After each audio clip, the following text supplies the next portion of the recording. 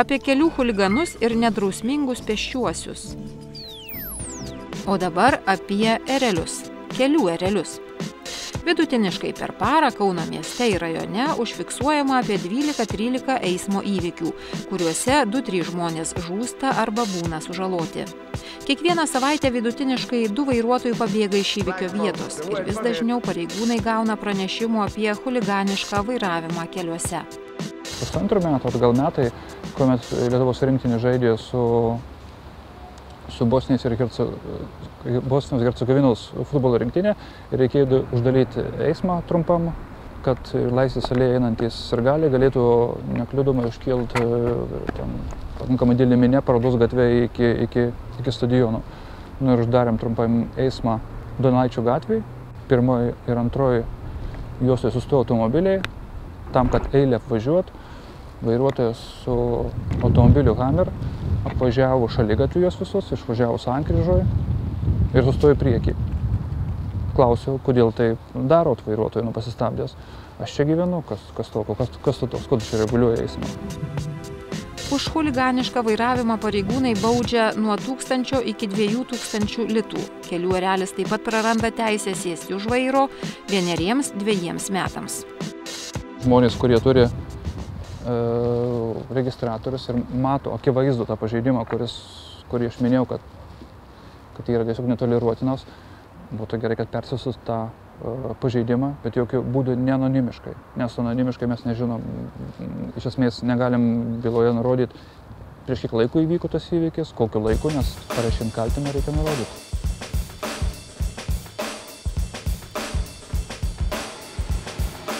Tamsiu paros metu, kad būtų matomas vairuotojas, kuris vairuoja automobiliu, pastebėtų tave ir neatsitiktų nelaimė.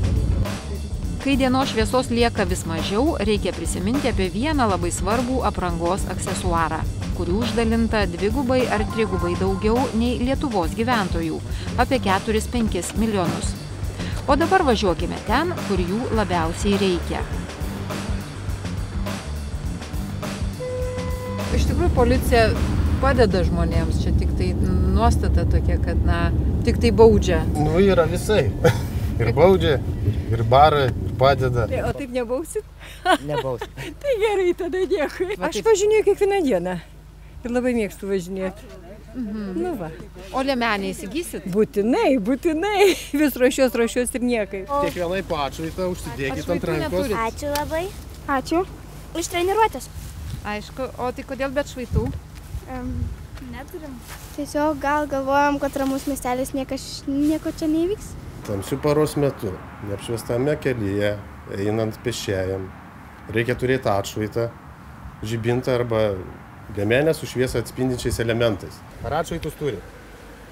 Šiokį tokį turiu. Šiokį tokį turi. Reikia ant rankos išiautą. Ar jūs turi? Turiu namie, tik neužsidedu. O važiuot kur? Namų. Dažnai tenka vėlai taip važiuoti? Kiekvieną dieną. Iš tikrųjų, reikėtų saugotis labiau. Yra, kurie saugosi, bet yra tų suaugusių, kurie tikrai elgiasi kelyje kaip vaikai. Tuo užsidėkit ant rankos, niekada nepamirškit, tamsoj nešiot. Ačiū. Saugokit save, kad būtumėt matomi. Tokį atšvaitą turit namuose? Ne, neturiu. Niekada gyvenime neturėt? Nu, kad nelabai prireikia man. Aš Užsidėkit ant rankos. Ir vakare niekad nepamirškit, nešiokitės. dėkui. Na, tenka paaiškit, tenka ir išklausyt. Ir gerų tų kalbų, ir piktų, nieko nepadarysi. Toks darbas. Tai kokia miestelė čia dabar esam? Vilkijoj. O Vilkijoj vaikai nešioja atšvaitus? Taip. O pati? Pamiršau. Koks tavo vardas? Laura. Laura. Už kur eini tokį vėlyvą vakarą? Atšvaitą visada nešioju. Namo.